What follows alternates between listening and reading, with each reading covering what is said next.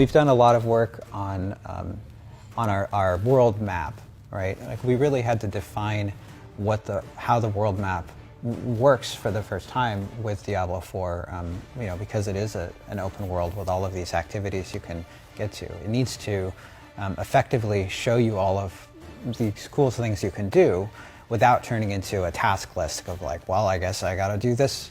There are 30 flags, I guess I gotta do all 30 of these flags here.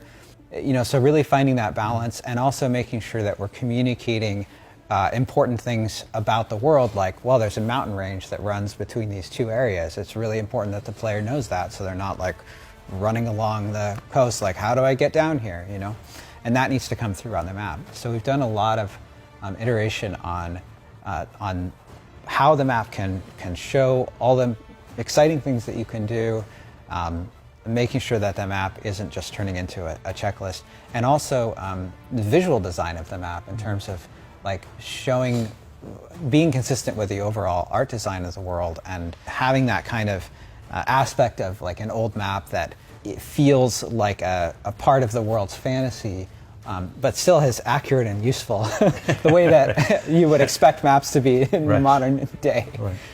Even has a GPS system. Yes. I guess that's the next level. Huh? The next level of the game. We're in a game? Yes, Grandpa Eddie, we are in a game. You can't be serious. The big thing I think is worth clarifying is around the story is that, one of the concerns about sort of putting open world in a big neon sign and flashing that sign is that people have that notion of the Breath of the Wild kind of, it's completely organic and I can go anywhere and do anything and eventually I can figure it out that's not really our story, right? Our story allows for non-linearity, but there is a story. We wanted to have a beginning, middle, and end. We wanted to start at a certain place, we want it to end at a certain place, and so it's more of a branching story, and you can choose kind of what order you want to play the branches.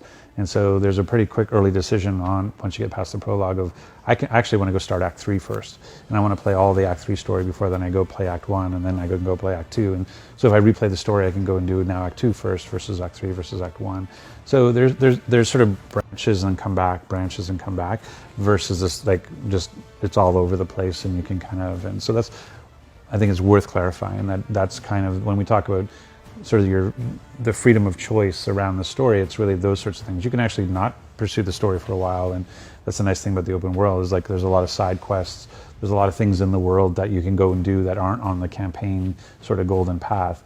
And the fact is just that the golden path is a branching path that you can decide when you want to do those branches and in what order.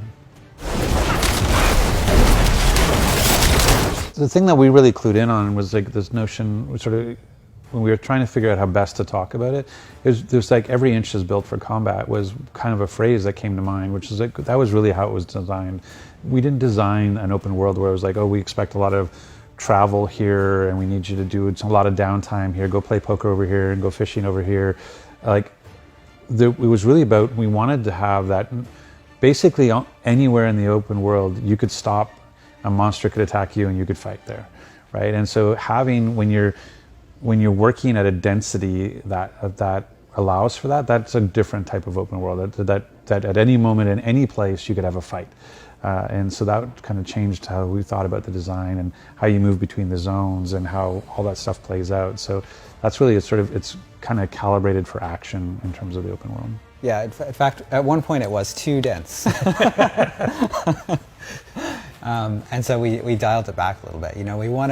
We didn't want to have an experience where you were sort of riding through miles of empty terrain to get to cool stuff. We wanted to have all of the world have exciting and interesting things to do. So if you go into, if you decide to do Act 3 first, maybe you're playing through the campaign a second time, and this time you wanted to do Act 3 the first, you're going to have different experiences. It's going to be a little bit more challenging, and you're going to be playing through in a different area of the world and seeing strongholds, seeing all of the open world features there.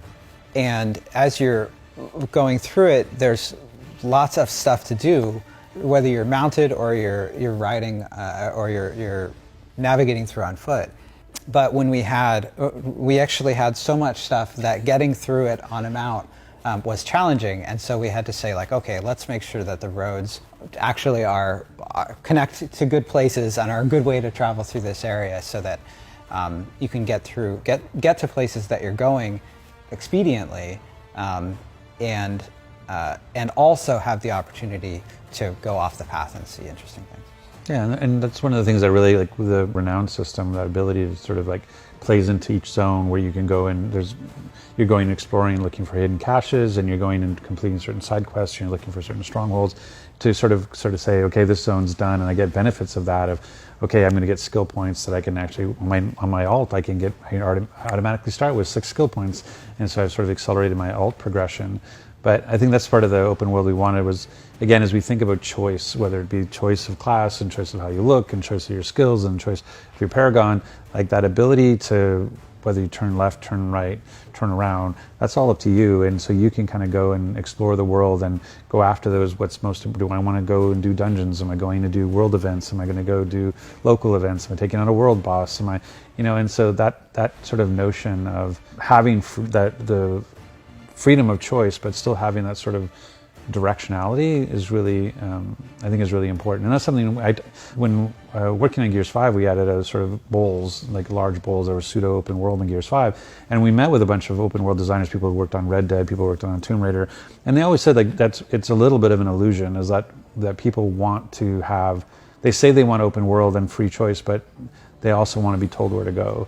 And so that was one they talked about in Tomb Raider, is that when there's like a road and the road would end, but if you went straight, you would go to where they want you to, but the world was open to you. But you knew if you went straight, that would be the path. And so that's kind of, in some ways, our story is that guidepost.